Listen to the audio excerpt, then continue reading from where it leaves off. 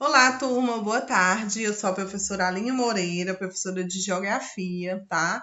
Esse vídeo, ele está sendo produzido com a intenção de contemplar os alunos do terceiro ano do ensino médio do Colégio Liceu de Caucaia. Mas quem tiver interesse também pode assistir, ele vai ficar disponível no YouTube.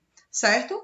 Então, o tema da aula de hoje é bacias hidrográficas brasileiras. Então, nessa primeira parte, nós vamos falar sobre o que é uma bacia hidrográfica, a morfologia do rio, as suas características, os seus elementos, a sua importância. E na próxima aula nós entramos em cada bacia brasileira, ok? Então, vamos lá. Com relação ao significado de bacias hidrográficas, o que é uma bacia hidrográfica? É um conjunto de rios afluentes e subafluentes, além da sua margem. Tudo isso vai formar uma bacia hidrográfica. Então, o que seria o afluente? É o rio secundário que deságua no rio principal, tá? E o subafluente é como se fosse um córrego, né? Um pequeno braço de água, um córrego. Então, eu tenho um subafluente que deságua no afluente, que deságua no rio principal. Junto com a sua margem, tudo isso vai formar a bacia hidrográfica. E o que separa uma bacia hidrográfica de outra bacia vai ser os interflúvios, né? Que são grandes elevações do relevo. Pode ser montanha, planaltos. Então, isso separa uma bacia hidrográfica de outra, ok? Então, eu coloquei aí a denominação, né? Então, vocês têm aqui a imagem, tá? Então, eu tenho, como eu falei, o rio principal, o afluente, que vai ser o rio secundário, que vocês observam, ele vai terminar no rio principal, e o subafluente. Então, é como se fosse um braço, um córrego, né? Aquele subafluente corre para o afluente, que corre para o rio principal, tá? E esse rio principal corre para o mar, já que todos os nossos rios têm drenagem exorreica. Todos os nossos rios terminam no mar, então eles correm para o mar, tá? Então tem a nascente e tem a foz. Onde ele termina, eu chamo de foz. E vocês vão observar que com relação ao curso da água do rio, eu vou ter rio perene, ou rio permanente, e rio intermitente ou rio temporário. Então, o que seria esse rio intermitente? São aqueles rios que, dependendo do período do ano e da sua localização, ele vai sofrer com a escassez de água, a estiagem, né? Então, esse rio vai secar, certo? Mas ele não seca todo, ele seca trechos do rio, né? Do médio curso do rio, tá? E aí, quando volta a chover, que os índices pluviométricos melhoram, o rio de novo é alimentado pela água da chuva e corre para o mar.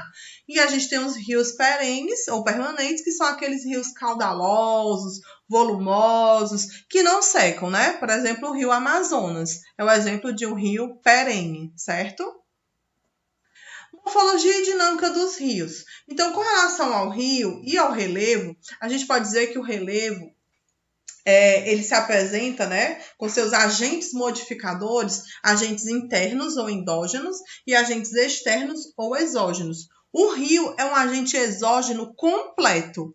Por quê? Porque ele realiza os três passos. Ele realiza o desgaste da rocha, ele realiza o transporte da rocha e ele realiza a sedimentação. Então, olha aí, o rio se apresenta na natureza como um agente externo completo, porque ele realiza o triplo papel na modelagem do relevo. Então, desgaste na nascente predomina a erosão. Então, o rio, quando nasce, o processo erosivo é maior, porque tem grande desgaste da rocha, né?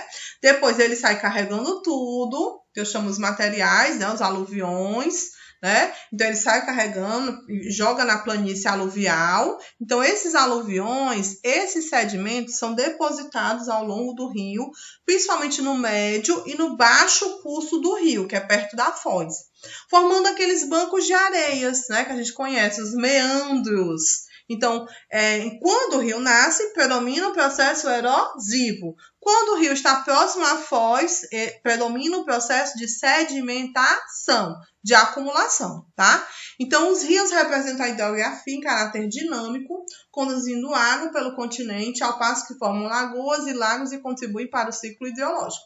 Então, a importância do rio ela é imensa, né? Então, você vê aí todo o equilíbrio da natureza, toda a geração do ciclo hidrológico, mas também ele serve de alimentação, ele serve de transporte, ele serve para a produção de energia elétrica. Então, realmente, o rio ele é muito importante. Nós vamos ter aí dois tipos de rios em relação ao relevo: rios de planalto e rios de planície.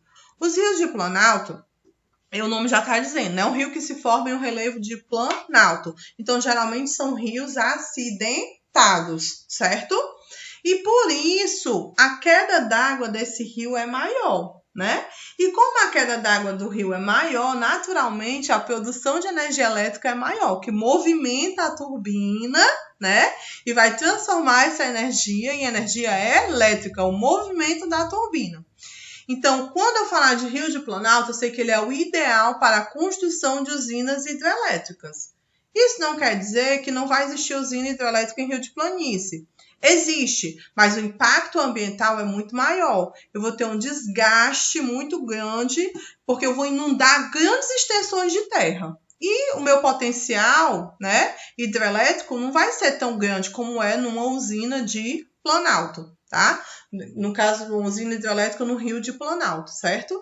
Então, o rio de planície ele é mais adequado para o transporte, né? Então, para o transporte marítimo, e aqui no caso fluvial, né? E aí nós vamos perceber o transporte de pessoas, mercadorias, então ele é mais adequado para o transporte, ok? Com relação aos elementos de um rio, né? Então você vai ter o rio, né? Que é o seu perfil.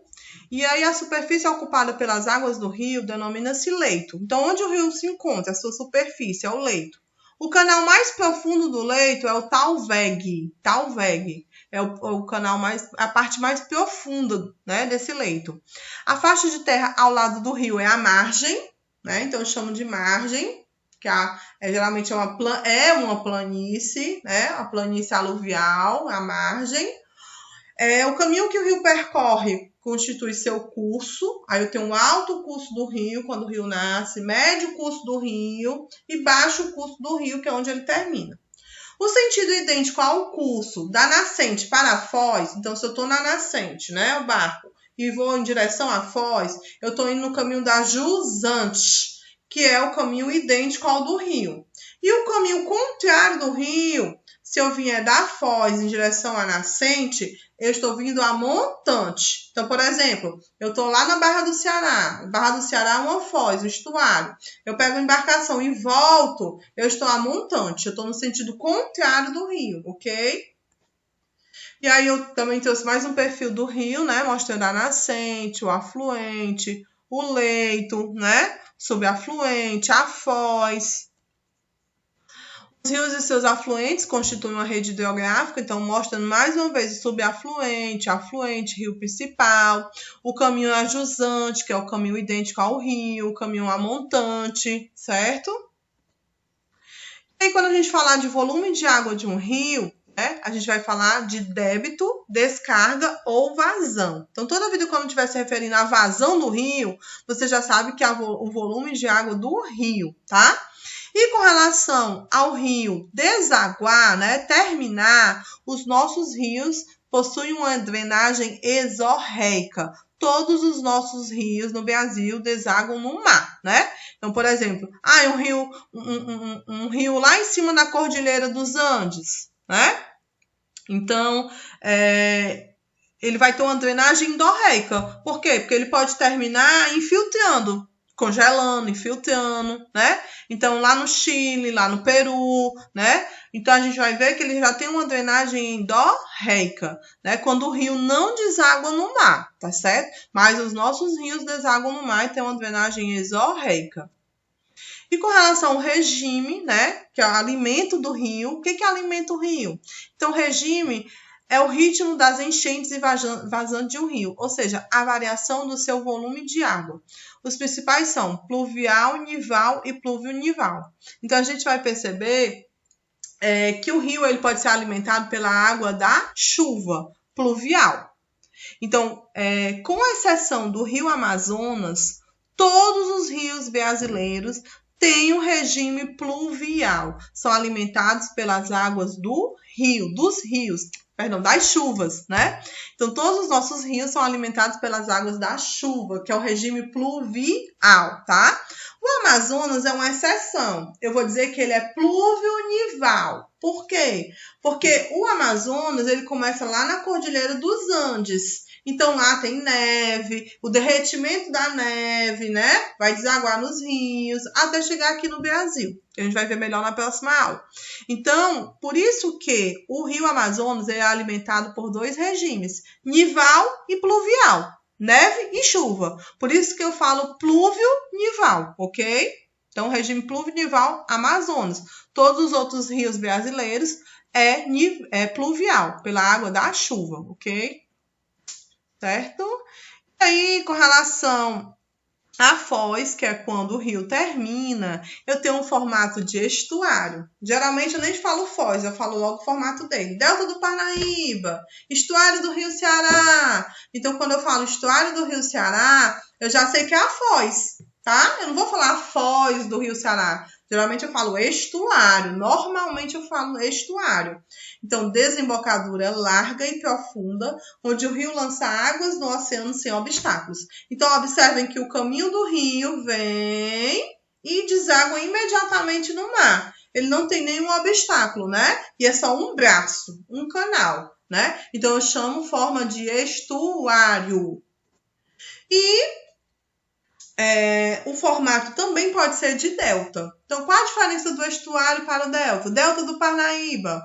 São pequenas ilhas formadas pelos sedimentos carregados pelos rios. Dividem as áreas fluviais em vários canais. Então, como eu falei que o rio ele não tinha uma formação completa do relevo, ele tinha desde o processo erosivo, do transporte até a sedimentação. Então, no delta, ele vai ter aí a sedimentação, formando vários canais, bancos de areia, né? Então, o rio vai ter várias saídas, certo? O rio vai ter várias saídas. E aí, por isso que ele vai ter o formato de delta, né? Então, ele tem aí esse formato de delta, ok? Então, pessoal, essa foi a nossa videoaula da parte 1 da bacia hidrográfica. Falei, né, basicamente, o início, a introdução das características do rio, do que seria uma bacia hidrográfica, da importância dos rios, da relação entre rio e relevo, certo?